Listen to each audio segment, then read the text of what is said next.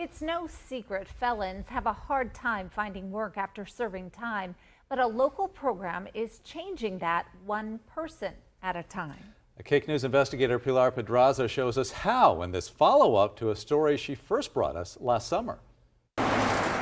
This time last year, Richard McMichael was on a prison detail cleaning up parts of K96. I used to walk up and down the fence in the morning, get to see everybody coming in for work, and I just always imagined what it looked like in there. Now he's one of those workers.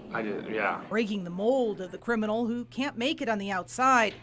All because of a KAKE News investigation. We have a stigma on people that have been to prison. Digging into the state's worker shortage and efforts to solve it with the Second Chance Initiative, a statewide public-private partnership to get more former felons into jobs that pay a living wage. We all have made a mistake in our lives, and we don't want to be known for our worst day. Richard had already heard of the Second Chance program, but our story convinced him to write to John Buckley, one of the program's leaders, asking for help. John wrote back. I cannot guarantee that I will get you a job with Koch Industries, but one thing I will guarantee you is that I will do everything I can to help you identify barriers to reentry and potentially find employment. John says he gets letters from inmates and calls from job counselors all the time about helping felons find employment. Earlier today, I got a call from somebody in Indiana. The program he runs at Koch Industries, a model for other companies interested in hiring felons, beginning with the Ban the Box movement to get rid of the checkbox asking applicants if they have a felony conviction.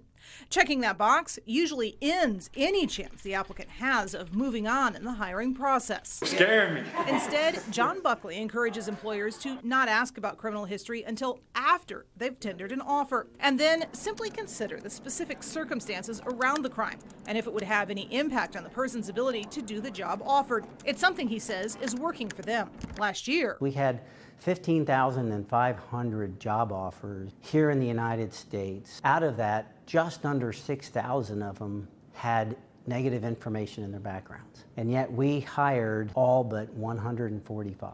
It was a long journey. I made some bad decisions in college. I ended up getting incarcerated. In Richard's case, a bar fight and a subsequent drug charge earned while trying to pay off his fines and fees led to nearly 4 years behind bars.